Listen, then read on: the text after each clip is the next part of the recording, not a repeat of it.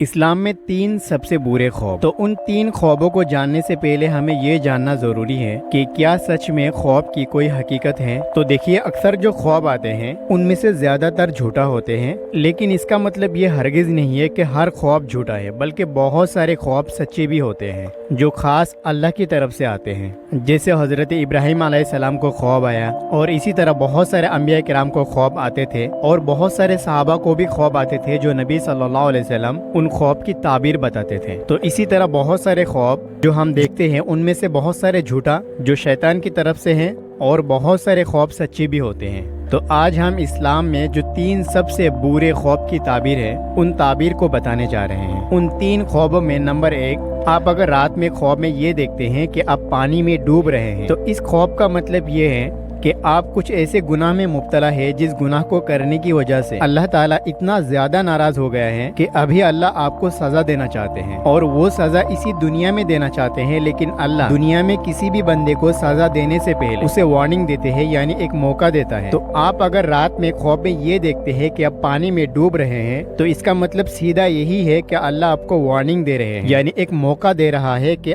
آپ گناہ کر رہے ہوں اور ان گناہ کو چھوڑ دو۔ اگر نہیں چھوڑو گے تو ان گناہ کو کرنے کی وجہ سے اسی دنیا میں آپ کو اس گناہ کی سزا کے طور پر ذلیل کر دیں گے۔ اسی لیے آپ اگر رات میں یہ خواب دیکھتے ہیں کہ آپ پانی میں ڈوب رہے ہیں، تو فوراً آپ کو توبہ کر لینا چاہیے، اور آپ دیکھیں کہ آپ کے لائف میں ایسا کون سا گناہ ہے جس کی وجہ سے اللہ آپ کو وارننگ دے رہے ہیں۔ دوسرے نمبر پر جو خواب ہے وہ یہ ہے کہ رات میں سپنے میں سانپ دیکھنا، یعنی اگر آپ رات کو سانپ کو اس حالت میں دیکھتے ہیں کہ وہ سانپ آپ کو چھپکے سے دیکھ رہے ہیں یا پھر بڑی شانتی سے دیکھ رہے ہیں، تو اس کی تعبیر یہ ہے کہ کوئی چھپا ہوا دشمن ہے جو آپ کا نقصان کرنا چاہتا ہے،